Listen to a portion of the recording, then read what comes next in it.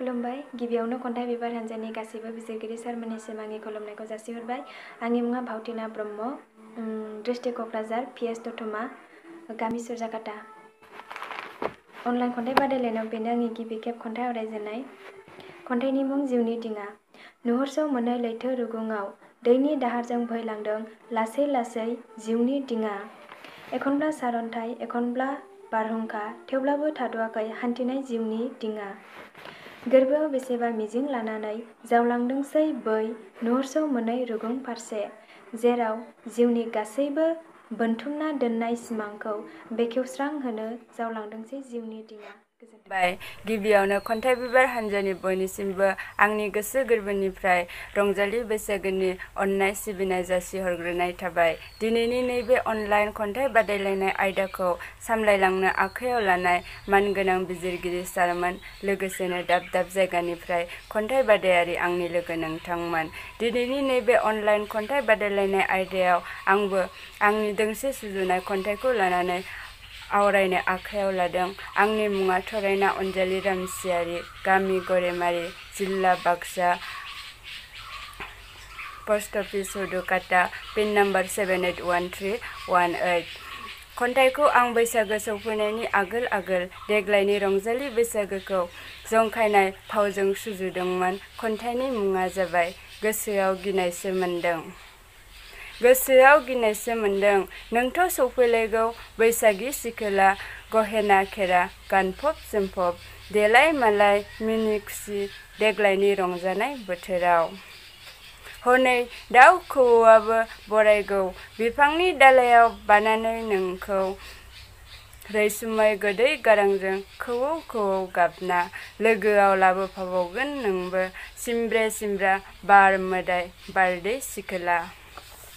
गोजामखौ सिफायना गोदानखौ महर होगोन बिफां लाइफां गोदान बिलाइ खिलिनायजों, बेसेदि समायसारगोन मिथिंगा बिखाया, दैमा दैसा जिब जुनार खुसिजों रंजाखांगोन गासैबो मिनि बाला बाला।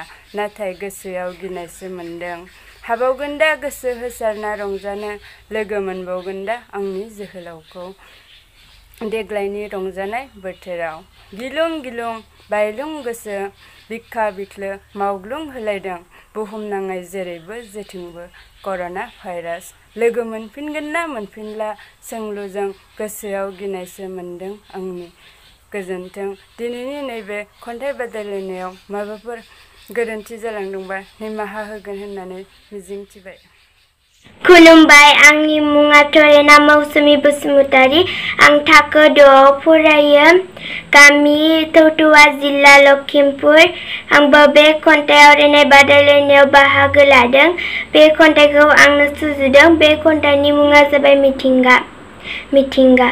आय' नों बेसे समायना, नायै नायै नायब्लाबो अहाया, जेरै नायो एरैनो साग्लोबजोबनाय, समायना रमायना नोंनि महरा।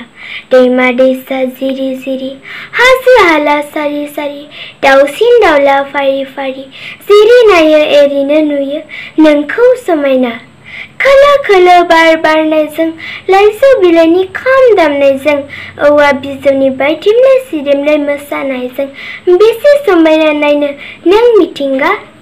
गोमो गोथां बिबारनि गाबजों, बाहां बिरहां सिखिरिनि बिरनायजों समायफ्लेबाय बुहुम बिखाया। आय' मिथिंगा नों बेसे समायना। गोजोन्थों। खुलुमबाय। आंनि मुङा थरायना मनिला बसुमतारी। सोलिबाय थानाय खन्थाइ बिबार हान्जानि खन्थाइ बादायलायनाय हाबाफारियाव आंबो गोसो गोथारै बाहागो लाबाय। दिनै आं दोंसे आं सुजुनाय बर' खन्थाइ आवरायनो नागिरदों। जाहाथे आंनि खन्थाइ आवरायनायाव माबाफोर गोरोन्थि जालाङोब्ला निमाहा होगोन होननानै आं आसा खालामनाय थाबाय। लोगोसे खन्थाइ बिबार हान्जानि मानगोनां सायख'गिरि आरो बिजिरगिरि सारमोननिसिम बोसोर गोदाननि आंनि खुलुमनाय आरो सिबिनायखौ जासिहरनाय थाबाय। खन्थाइनि मुङानो जादों फेलेंनि मोदै। खन्थाइखौ आं आवरायनो आखायाव लाबाय। फेलेंनि मोदै। जिउनि राहा लामा गोमा जानानै नुस'हायि बेसेबा गुवार लैथोनि रुगुङाव जिरायनानै दङ आं हारसिङै सिरियै। गोसोआव बेरखांफैदों बायदिसिना सोंलु मेंग्लिहाबनाय आंनि बे जिउ सोलेराव। बै नुस'हायै हास्थायनाय थांखि आरो मिजिंखौ गोख्रों गोरा राफोद गोसो लानानै जाफुंसारनायनि मिजिं लाना आगान होदोंमोन आं। थाबायै थाबायै बेसेबा गोजान थांनायनि उनाव मोनसे गिदिंनाय लामायाव आन्दायो आं लामा। अब्लाबो लोरबां खालामाखैमोन हास्थायनाय थांखि आरो मिजिं लानायखौ। जाफुंसार होनो थाखाय गोमाजानाय बै लामाजोंनो आवगायलाङो आं गोख्रों गोरा गोसो लानानै। नाथाय आं दि मिन्थिना मोनाखैमोन आंनि बे जिउनि लामायाव सौसिख'नो हाख'वा जाबोर जेंसि गोनां बिफां लाइफांफोरनि गोफार गोफार सुफोरा होथेना दं। गोसोआव हाजासे दुखु आरो फेलेंनि मोदै लाना उनफिनलांनाङो आं बै जागायजेननाय आंनि गोजाम लामायाव। खन्थाइया एसेनोसै, गोजोन्थों।